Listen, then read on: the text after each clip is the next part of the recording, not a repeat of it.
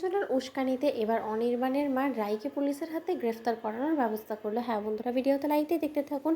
শ্মশানঘাট থেকে রাই ফিরে আসা মাত্রই যখন অনির্বাণের মা রাইকে দরজাতে আটকে দেয় এবং বলতে থাকে যে দাঁড়াও, কোন সাহসে তুমি আমার বাড়ির চৌকট পার করছো বলো তো? তোমার সাহস তো কম না। এখন আর কোন সম্পর্কে তুমি এ বাড়িতে থাকবে, কোন অধিকারে তুমি এ বাড়িতে থাকবে বলো তো? যেখানে কিনা আমার ছেলেটাই এখন আর নেই, তাহলে আমার ছেলের সাথে তোমার যত অতীতের সম্পর্ক ছিল সেই সব কিছু অলরেডি ছিন্ন হয়ে গিয়েছে, তাই এখন আর তোমাকে আমি এই বাড়িতে কোনো মতে জায়গা দিব না। ঠিক সেই সময় রাই বলতে থাকে যে না, এই বিষয়ে কেউ কথা বলবে না, এটা আমার শ্বশুরবাড়ি এবং আমার মাঝখানের কথা, এখানে শুধু একমাত্র যদি কেউ কথা বলতে পারে তো সেটা একমাত্র আমি।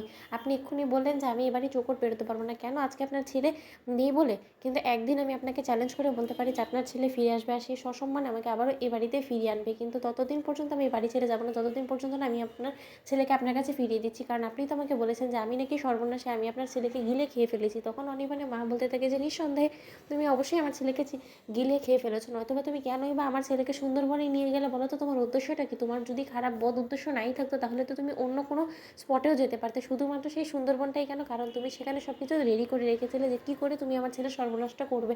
আর আমার ছেলেও যথেষ্ট পরিমাণে তোমার প্রেমে হাবুডুবু খেয়ে বোকাশোকা মানুষ, সে অন্ধের মতন তোমাকে বিশ্বাস করে নিজের সর্বনাশটা নিজেই করলো। ও যদি তোমার উপর আরও একবার বিশ্বাস করে তোমাকে যদি এই বাড়িতে না নিয়ে আসতো বিয়ে করে, তাহলে হয়তো বা ওর এই দূর দিনটা দেখতে হতো না, আজকে ওর হয়তো বা অকালে চলে যেতে হতো না, আমাদের সকলকে এরকম করে নিঃস্ব করে রেখে। অন্যদিকে রাইয়ের মা অনির্বাণের মায়ের কাছে হাত জোর করে অনুরোধ করে কেঁদে কেঁদে বলতে থাকে যে দিদি আপনি প্লিজ আমার মেয়েটাকে ক্ষমা করে দিন, আমার মেয়েটা যে অপরাধ করেনি সেই অপরাধে মিথ্যে দায়ভার আমার মেয়ের উপরে চাপানোর চেষ্টা করেন না দিদি। আপনি একটা কথা কেন ভুলে যাচ্ছেন বলুন তো? আপনি যদি সত্যকার অর্থে আপনার ছেলেকে ভালোবেসে থাকেন তাহলে তো অবশ্যই আপনার ছেলের শেষ স্মৃতি মানে আমার মেয়ে, ওকে আপনার এ বাড়িতেই রাখা উচিত, কারণ ওকে কষ্ট দেওয়া মানেই তো অনির্বাণকে কষ্ট দেয়। ছেলেটার মৃত্যুর পর এতটা কষ্ট পাবে বাবা মার কাছ থেকে, সেটা কি ওর আদৌ কাম্য?